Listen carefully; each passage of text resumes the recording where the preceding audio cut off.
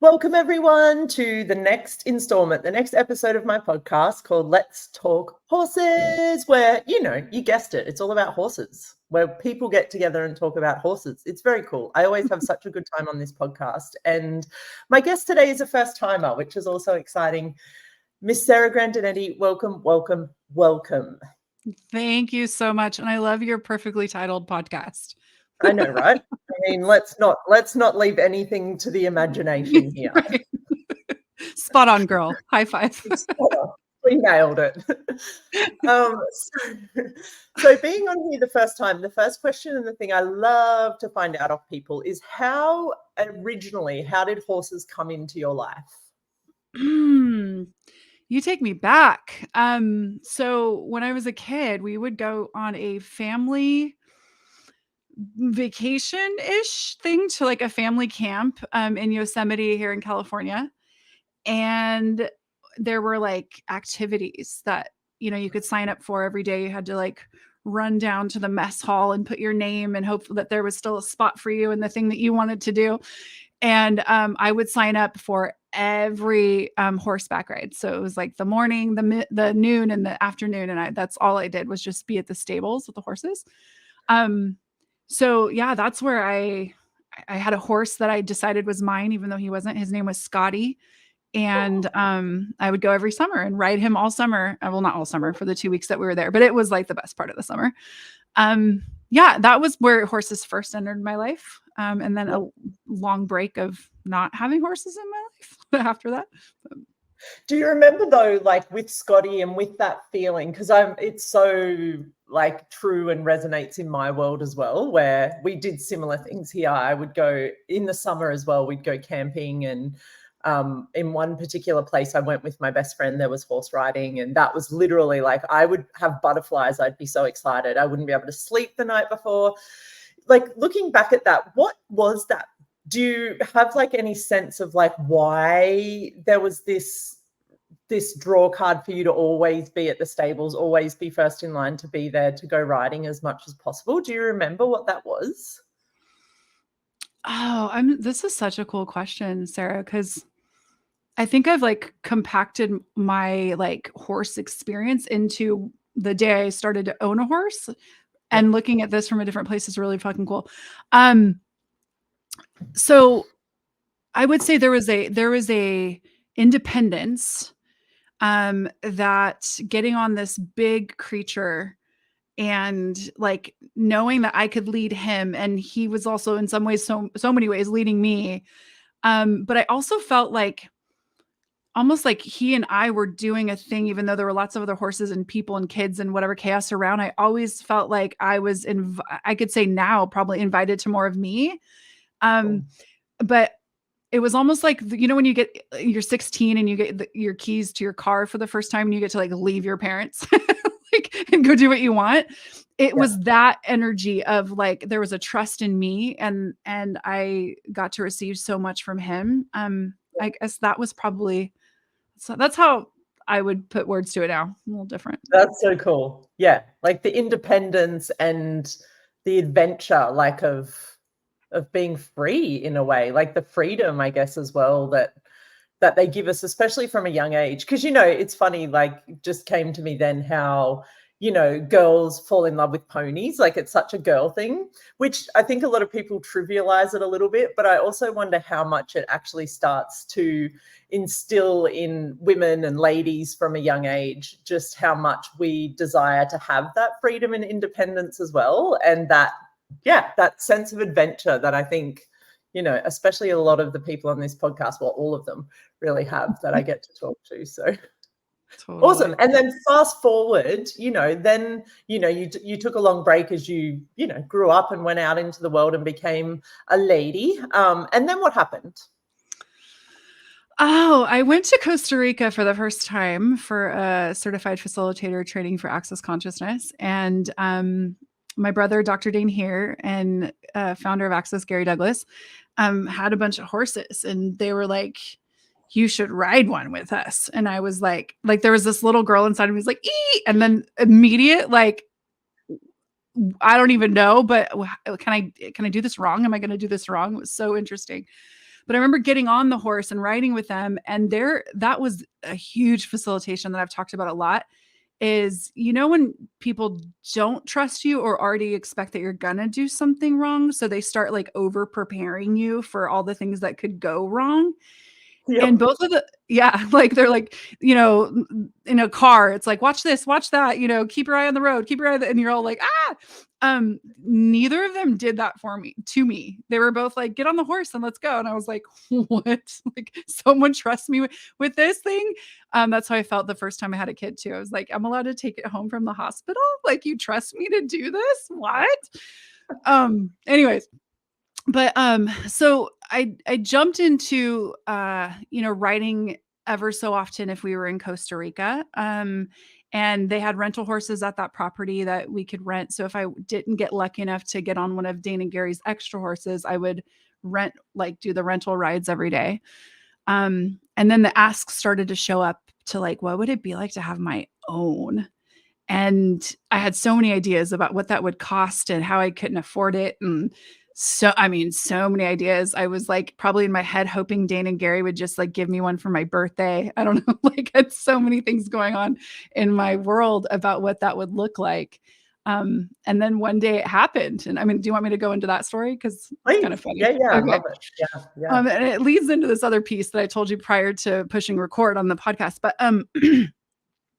so I had gotten up the nerve because I heard this story that Gary Douglas will help pick your horse for you. Like, he will add his awareness to like, hey, this horse is a good match for this person. And so I can't tell you the amount of like mental torment I was doing with myself to even go up to Gary and be like, hey, will you help me? Like, I'd love to buy a horse, because my idea was that he was going to look at me, which Gary would never do, and be like, you aren't a horse person, or you don't have money for this, or you like whatever. So I like tiptoed up to Gary one day and I was like, Gary, I'm thinking about buying a horse, and could you help me please? And he was like, yep, sure. And that was as far as the conversation went. And I walked away and I was like, okay, he's probably going to forget. Like, that's probably what's going to happen. So fast forward, we're in Costa Rica like a few months later, and Claudia Cano calls me and she's like, hey, we brought an extra horse for you to ride. And I was like, cool. Now, Claudia didn't say a horse for you to purchase. Claudia said a horse for you to ride. So Sarah decided that when I met him, I treated him like a rental car. Like, you don't get in a rental car and like read the manual and go with all the buttons and learn all the things. You just drive it for the amount of time you're driving it. And that's so for a week, I just got on this horse, didn't really ask a lot of questions about me and him, was just kind of doing the like rental horse rider type of energy.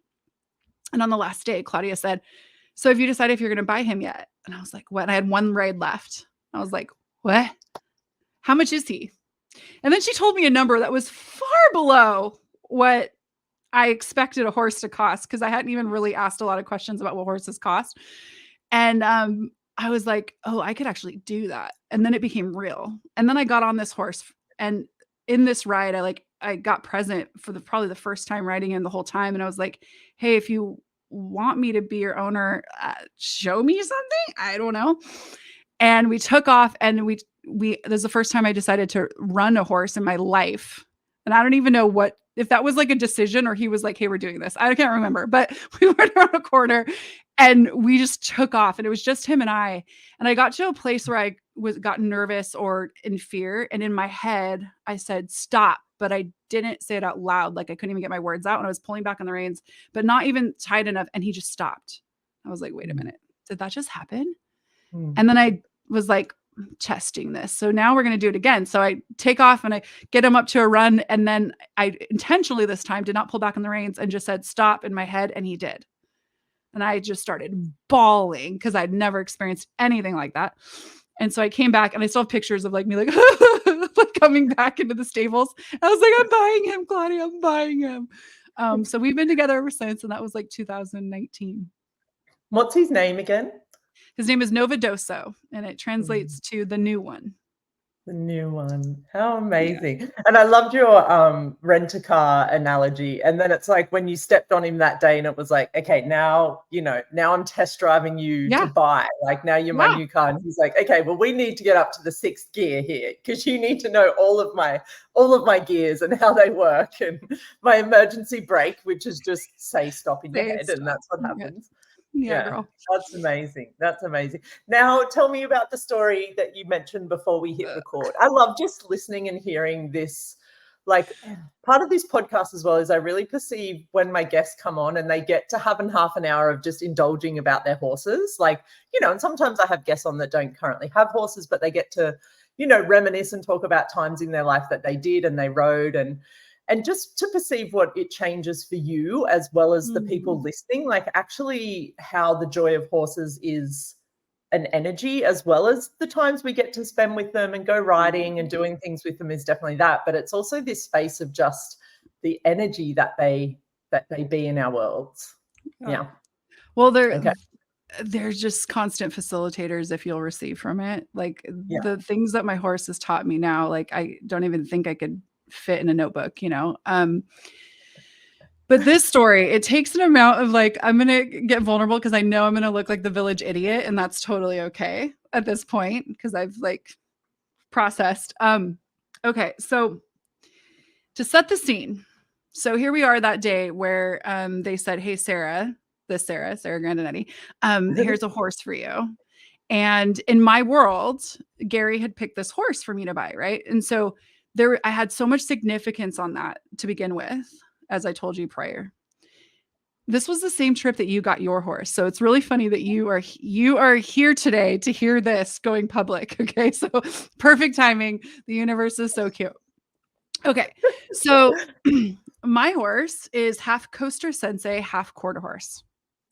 And I had made a lot of conclusions about Costrarrisence horses being something way greater and more special and more desirable and all of these things. And how quarter horse was like 0.25 of a horse. Okay. So no, follow me. I have literally no study in horses at all. So this is all just conclusion after conclusion after conclusion is what I'm telling you. So I look over and I see Sarah Watt, this beautiful creature, being introduced to her beautiful black and white spotted, unique looking horse that no one's ever seen. Total Costrarrisence horse, like total, like has a stature like that you're just like drooling over. And they're like, here, Sarah, you get this heifer. It brought up this half breed. But it brought up. So for those who are listening that don't know, Dr. Dane here is my older brother. And I've had this point of view that literally changed last weekend. So I'm so like literally 3 days ago. Okay. That there can only be one magical person in a family. Like it's one or the other. And he and I got to some really cool stuff in this last class that like just has blown my world apart, and still is. But one of those like personalities that I had created was I would always get like the hand-me-down magic or the hand-me-down miracle. Like I would get the leftovers. And so this horse wanting to contribute to me matched exactly. And I literally went around being like, he's half magic, like, and half normal. And it's going to be great. We're going to do great together. Okay. So I was dynamically judging the half of him that wasn't Costrarrisence. Okay. So, I got over the like feeling slighted in some way pretty quickly because he's kind of cool. He's like really cool. And we bonded so dynamically that I knew he was like there to be my horse. So I didn't carry that for very long, but I did carry the judgment of what a quarter horse is, means, does, all of the things. Okay. So now I'm like getting, I've done some classes on riding, not any on horses, just on being better with horses, just so you know, just to be clear. Like I have not opened a book on horse breeds or anything, but I'm getting to be a better rider, and he's growing up. So I met him at 3. He was 3 years old. He was a baby. He was a baby. He was a baby. And I also was like such a baby in my life at the time too. So it was just it's so interesting how the universe creates for us. So now he's grown up, but like we had COVID gap. So I didn't get to see him like while he was growing up. We meet again and he's like a man horse, he's like a dude, and I'm like, I'm me now and I'm different too. And so we're like re-engaging each other and we go on some really great rides like in Elugar and such, but I could always perceive that there was more he wanted to show me that I couldn't yet receive. And I thought that was like fear of like falling off a horse, although I fell off him one time. And when I did that, he like crawled up the side of the mountain dig and said he had never seen anything like that, like a horse climbing on or holding on with his hooves to the side of this incline, so that he didn't roll on top of me. It was really cool. That's another story. But with this, I'm looking at like trust, like trusting myself, trusting him. I'm dynamically asking, maybe we did what we came to do. Maybe I need to look at selling him, because there was always something that we would hit on our ride that I like couldn't seem to get through. Okay. So now cut to about 2 months ago, I went to Colombia and I rode horses there, and I had some of the greatest rides I've ever had in my life. Like me and these horses were just going. I had nothing in my head about falling off, not falling off. But what I realized is their gait was different. So here's where the questions actually started to come in, because before that there were no questions. Just a lot of conclusions. And so I started asking questions about the gait of these Colombian horses, and then started to like learn more and more. And so I mentioned to somebody that I was with, I was like, yeah, I go, is it just different than a quarter horse? Like, what's the difference between this Colombian, like smaller horse, and like the 0.25 of a horse that I have? So, and my friend was like, do you not know that quarter horses are the horses that like run all the races? Do you not know that quarter horses are these like really strong, like bold horses? Do you not know like that in the rodeos, that's what they ride? They ride quarter horses. Like, and the answer was no, I didn't know that. And it was so wild to see how like one little definition could create a world of separation between me and this creature, because quarter horse to me was workhorse who didn't have the same value as whatever Costrarrisence or whatever other breed that I decided was more valuable. So I couldn't receive anything past my conclusion. Wow. And I literally have not seen him since I got to this like new awareness about what a quarter horse is. but I'm like really excited, because like how many things are we defining in our lives that we're not receiving from, because we've already limited them by our definition, and how they can contribute to us and how they can show up. And the awareness that this guy, my guy, Novadoso, is so ready to show me what his strength and his tenacity and his speed and all of these things that I am like, I don't even know is there based on the definition, if that makes sense. Wow, totally. And just to insert as well, quarter horses are probably, I mean, I love Costrarricenses, like they're probably, but quarter horse would be my other favorite breed of horse. Like my horse at home here is half quarter horse as well. I just think they're like the bee's knees of horses. They've got big asses, which I love. Like my horse here, he's half quarter horse, and he's got this big apple bum. And every time we go out and we're at clinics, everyone's like, your horse is nice, Sarah. I'm like, he's got this big ass, and he's like, I just think quarter horses are just, so I just wanted to insert that in there, because I'm like, yeah, I totally reads with that. And, so now looking back at like this thing you said when you were riding him that you would come up against, like what's going to happen next? Like, not to predict, and obviously you're going to show off and you're going to ride him, but now does it feel like that's kind of disappeared now, that bumping up thing, like that he actually has a space to show you something different? Yeah. I mean, receiving is an interesting thing, because, I say all the time, like I'm a hairstylist, but if I have this capacity to cut hair, but no one will sit down in a chair and let me cut it, like what do I do with that? I'm not being received for my capacity. If you have a friend who's a magician, and every time they bring out their black hat, you're like, throw the black hat away, like, then you're constantly up against like, how do I break through whatever it is that they're unwilling to receive about me, and so looking at this, like whether it's a greater ride or I finally can go as fast as he wants to go, like whatever all that is, that's like the noise. But for me, it's like, wow, what can I be that now celebrates him? And what can we create together that we've never created before? And I don't know if I even have words for that, which I know you're not really asking me to predict, but like it's it's like seeing him for the first time almost, you Yeah. know? And just for your listeners, like look at my point of view of like quarter horse is 0.25 of a horse, which is a joke about quarter, by the way. And then but then you go, oh, they're my favorite horses. They have these big asses, and they're like, and he has a big ass. And people say all I the time know. that we have matching asses. I hear this all the time. And but I couldn't receive it. I didn't understand that that Yeah. was cool because in my conclusion, he was judged as less, which makes me really sad because I adore him so much. But Yeah.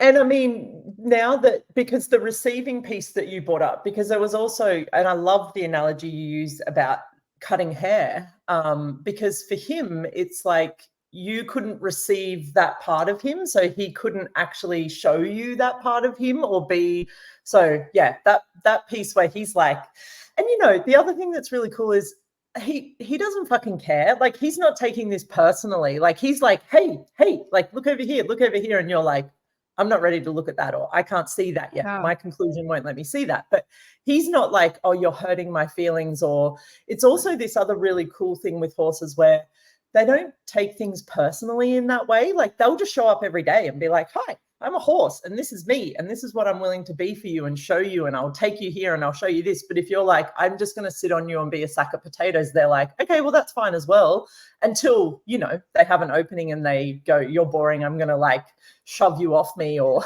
run you through a tree or something like that. But I mean, it's also so interesting to perceive where he's been totally willing to just allow you to take the time it takes to start to really see him for who he is. totally. It's so Yeah. true. And I love that you said that until he has an opening, because I think the last few rides where I had my own stuff come up is that there was opening after opening where he Yeah. was like, hey, I'd like to show you this, you know? And because whatever that potency was, I would perceive it, but I would take that energy and then like twist it into what I should be afraid of, not what I could receive. Yeah. And that's very interesting because a lot, you know, we misidentify energies all the time. And I can look Yep. back and go, oh, he was ready to go while having my back, while supporting me, staying on him, but also show me like, hey, like I can run faster than most, you know, watch me go. And I would be like, you know, because I wasn't ready, you know. Yeah. And the misidentification of energies is such a cool example in how you said that as well, because how many times, especially fear, I think is something that we misidentify a lot. When something comes up and it's unknown to us or it's uncontrollable by us, especially with horses, because we think we're in control. But the best times I ever have with a horse is when I let go of control and I'm meeting them in the moment. Like my horse, we went to a clinic on the weekend, and he gets to a point, if he doesn't want to do something, he will buck, he will be like this energy of like, fuck you, we're not doing that. But I'm not like, I'm now going to control you and make you. I'm like, if I laugh and I'm like, dude, you're fucking hilarious. Like, I love this side of you. He's like, okay, fine. And I'm like, look, what I see this as is you want a job to do. Like, you actually want me to step up and challenge you a little bit more. Mm. Whereas back in the day, I would have been like, oh my God, I'm so scared. He's going to do something crazy. I need to control the situation or just stop and get off. And where every time he's done that, it's actually been an invitation to step in to something more. And I think with your guy, it's been that same energy of like, hey, dude, like, you know, here's this Yeah. whole other, and it's even interesting when you talked about when you were in Colombia riding. I wonder how much he was like present in that moment as well, and actually being like, ask this question, like where the inroads of energy find their way in, because you asked that question and now it's opened up this whole thing about everything. Yeah. Totally. Yeah. And God, there's so many places we could go with this I know. conversation. But the thing that I wanted to highlight too is, you know, I said that in the beginning when I was told he was half coaster sensei, half quarter horse, how I was like identified with that. Cause I was like, that's me. I'm that too. I'm half magic, half normal. And, Yeah. and I was like, in all of this, and even as you're kind of sharing what you're aware of and stuff, is like, wow, how much has he been trying to invite me to all of me?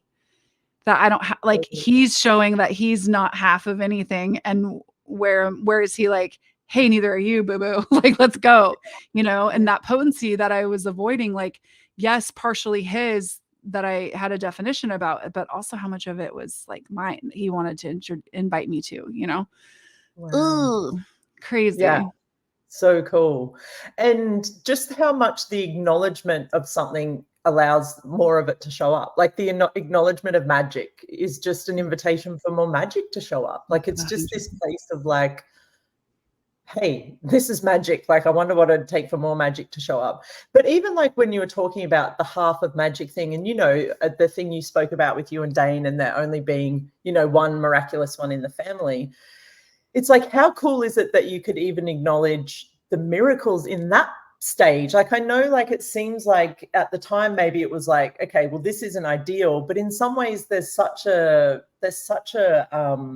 coolness to it, because it's also like, you're also acknowledging the fact that miracles exist, which even to some people is like, I just live life and I go to work and I do my thing. It's like this world that you have available, that you be in this, on this planet, where it shows up how it shows up, but the bottom line is, like, the foundation of you is still, you believe in miracles and magic. Yeah, totally. Yeah. And Yeah. if I could just give you a little teaser from the ESB class last weekend too, is Please.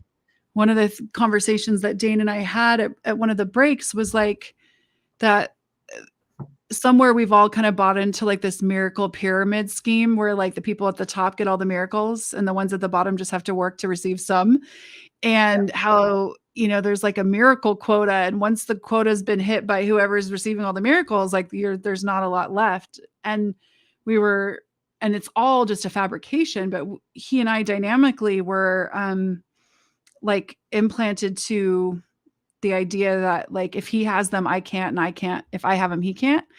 Yep. So it's very interesting, because when you acknowledge that half magic, half normal, like how much even in those words, when I bring that up here on the podcast, was there the energy of like the normal part? Let's look at the normal part and change that, instead of acknowledging that there actually was half magic. Like let's go there, you know?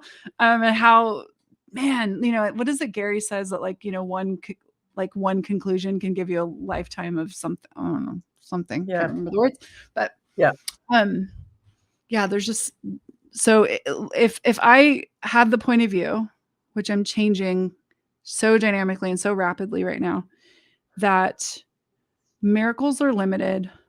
There can only be one magical being. You say family, but it could be in any situation, right? How many like realities that aren't even my reality do I create with fucking everything? You know, whether it's my business, whether it's a team I play on, whatever it is, that it's like always looking at, okay, that person's the magical one here. And so I'll step out of my magic, you know?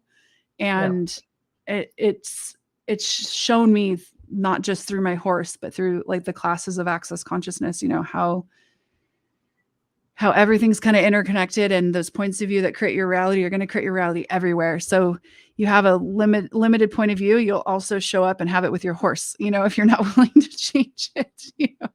Totally. Yeah, totally. And so just quickly, because I know we're getting to the end, but with changing this now, like, because, you know, the other cool thing about consciousness is that when you find this, and, you know, you and Dane got to this point in the class, the cool thing is it's now opened that door for everyone on the planet to have availability to that change. So just if we can for a moment, like, without trying to linearize it and make it like whatever, how are you going about creating the change here? Like, is there something that you are just aware of in the moment where you're like, okay, that's the energy again, I'm going to change it? Is there something you can share with people to get to this place where you now have the awareness that magic and miracles are infinite and endless, and everyone has availability to that? Such a cool question. So first, anytime we uncover a lie and you like perceive, oh my gosh, like being set free and having that lightness, that's the first thing to acknowledge, like to your own words, like acknowledge that you've uncovered the lie and that's now time to create beyond it. And so I know I always say in the classes that I facilitate is there's so many things on autopilot in our lives. We have now we're talking about personalities and access. Like we have personalities, we have points of view, we have all sorts of stuff in place that are just part of the programming to kind of do the survival thing and never thrival. And so a lot of stuff's automated, like your reaction to your mom, your reaction to money, your reaction to being on a podcast, your reaction to your horse, is just kind of automated, right? You're not asking the questions in the moment. So what I'm doing right now is asking for that to get off of autopilot. Cool. And I ask my body and the universe to give me the nanosecond of awareness where I can make a different choice. And so a lot of times that's like chills over my body. It'll show up in different ways. Sometimes it's like literally like a hard stop in a situation where all of a sudden I'll be talking in my automation and then like a door is not supposed to open that opens, or like a screeching noise or whatever. And I'm like, okay, like be aware, because what was I just choosing? And then taking those nanoseconds and stretching them out off of autopilot gives me an awareness of a completely different world that I can choose if I'm not going to the old same point of view, whether that's about magic, whether that's about miracles. And I just make a different choice. And here's the cool part.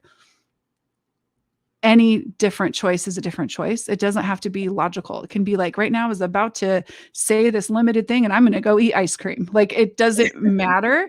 It's just you break the algorithm of the limitation and show you that there's a whole world without it. And so, and then stepping into being more, so much of what has been uncovered lately is that even talking about being up until the recent conversations, there's been a lot of definitions to what being is. And I know, this personality conversation is freeing me so much because I gave my personality the misidentification of my being and thought that my personality was my being. And because of that personality is why I've created what I've created. And so as far as getting free with all of this, and also like, the conversation with horses, like what else can I be that I've never been, because it had to do with the personality that I project on him and what personality I've given him to project back at me. And he doesn't have a personality. So why am I creating one for him? You know what I mean? He is who he is when he is it, always, and so I don't know if that contributed or made sense, but yeah, that's amazing. And I think overall as well, because I tend to, like, my big personality, and I don't know if this is where a lot of people's is, like, the motor of my personality is my mind. Like, my mind takes over and just starts to do things and lead me. And I'm like, oh, okay. So everything that my mind creates, I know straight away I'm doing personality. So yeah. And I mean, for me, it's like the moment I try to work something out, the moment I try and think about it, is really when that stopping energy, when the personality energy comes in. So everything you're saying, it's really like just allowing this to come in to your world.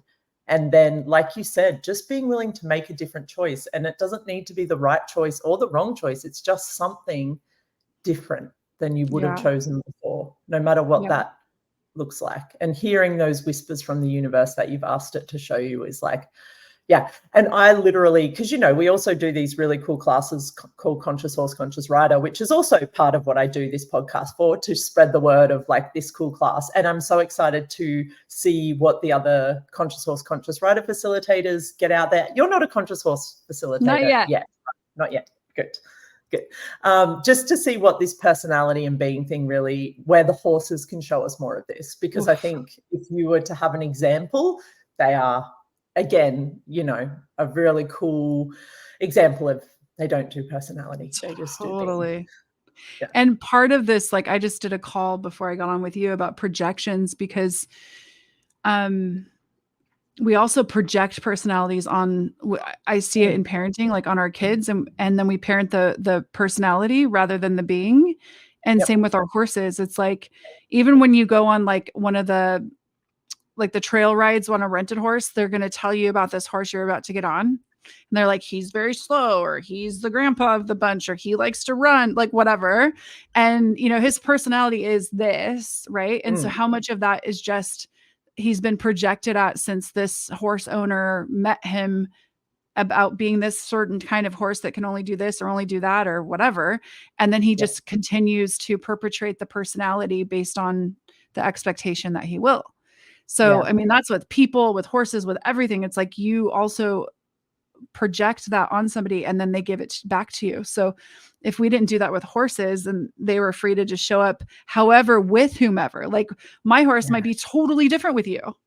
You know, I really, after all of this with like the quarter horse awareness, I was like, I really think we should do like trade horse day, you know what I mean? And like learn about other horses. Like when we're in Costa Rica, you want to ride mine, I'll ride yours, you know, and just, and get out of our heads and really experience like how horses can show up with different beings that aren't, you know, necessarily personality-ing them.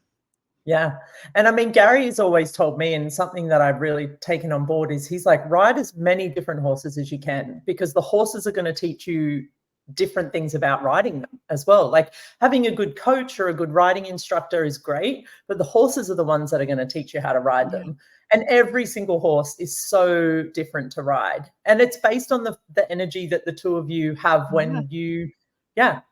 And thank you for saying that, because it's also that projection thing with them where I think they have a role to fulfill, because when they're together in a herd, there's nothing, there's no projection, there's no anything. They live moment to moment, like their 10-second increments of choice is something we talk about in Access, but that's way too long for a horse. They live in like 1 second increment of choice. They're like constantly, but then you put us in the picture and that's when things start to get a little bit tricky in their world. So yeah, this has been an amazing conversation and I just want to thank you so much. And I hope maybe in a few months you'd like to come back on, and I would love to actually hear, because I would say your next ride, I will be around. So I'm also going to be like spying when we're in Costa Rica and seeing how that goes. But I would love to have you back on the show and just explore this a little bit further once you've had a chance to play. And if you do want to ride my really fast, strong, you know, half quarter horse while you're in Costa Rica, you're totally welcome to. Let's have a swapsy. You can ride Pregonero. Yeah. We'll have a race. We'll see who runs faster. No, but Pregonero is hilarious because he's quite a small horse and I'm very tall. So he's a lot smaller than my horses here in Australia. But he tries. He's like a rocket ship. He's very fast and he likes to go fast. But when we're like galloping through, he's usually the last horse because he's got these like little legs and he's carrying this big rider. And he will run until he cannot run anymore. That's adorable. So sweet. Thank you so much, my love. Thank you for being on here and showing us this energy of in your world and your vulnerability with the conversation. And just, I feel like a billion things came up then, and I'm going to just have a better day for this conversation. So thank you so much. And guys, we'll post how to find Sarah as well, because she also creates some really cool stuff with bodies. She's an access consciousness facilitator. She's a constant creator of magnitude. Like I love seeing everything that you're creating in the world as well, and bringing the tools of access and bringing consciousness to this planet. So thank you. Thank you. Thanks for having me. And see you next time, guys, on Let's Talk Horses.